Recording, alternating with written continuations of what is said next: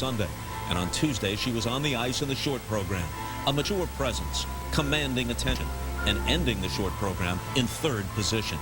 And then last night, against one of the best women's fields ever assembled, she'd hold that bronze medal position. Her performance, a definition of grace under pressure. And we are with Joanie Rochette of Canada, who took the bronze medal in the women's figure skating and won the affection not only of her countrymen and women, but of viewers around the world, I would think, the way you responded to the tragic news of your mother's death. You had a decision to make, and people would have respected either decision. How did you decide that you would go ahead? Well, when I first heard the news at 6 a.m., I went to see the body, and right away I told my federation that I would skate, that I had to skate, and the only thing I knew I could do at that moment to just, feel alive was to get on the ice. And yes, there were lots of ups and downs. There were some moments where I just wanted to take the first line, head home, see my family, be with my friends. I didn't feel like skating, but I knew I wanted to do this so that in 10 years from now I have no regrets, and that I know that's what my mom would have wanted me to do. Everyone speculated it's only natural. What must she be feeling? But then I heard you say afterwards, I had to put those feelings aside. I had to become cold, using your words, and just be Joanie the athlete, not the person. Yes, that's right.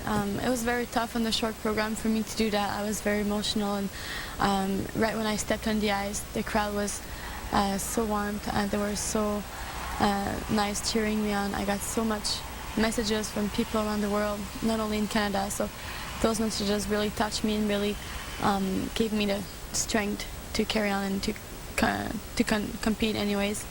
But it was hard to stay in my bubble, listen to my music, because my head was in a million places, but not on the ice with me. But I don't know how I managed to skate a good short program like I did, but after the short program I just told myself, okay, if you're gonna keep competing, I wanted to do it fully.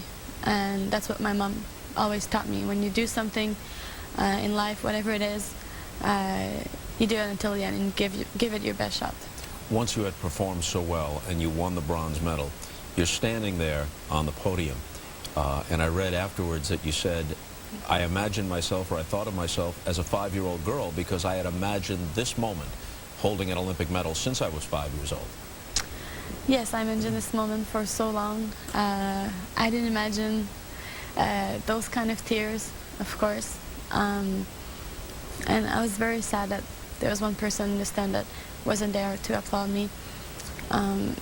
But my family was there, and my father was there, and for them, I wanted to be there. And it's very tough all my family, and I wanted to be strong for my father, and just make him strong at the same time.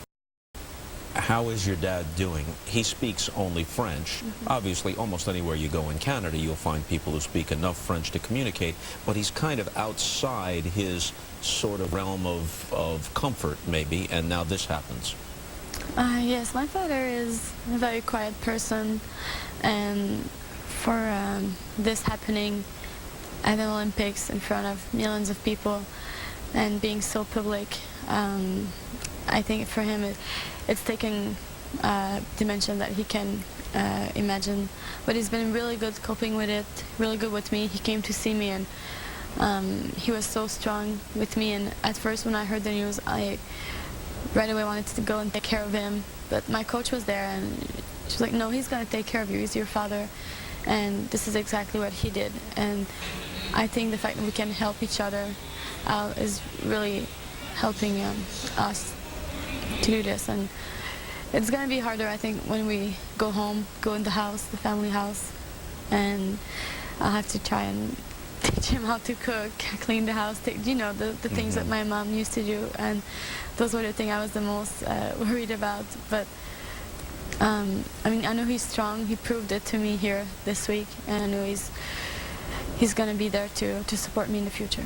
Last thing, your English is very good, but obviously it's your second language. and you grew up in a small town. Almost everybody spoke only French.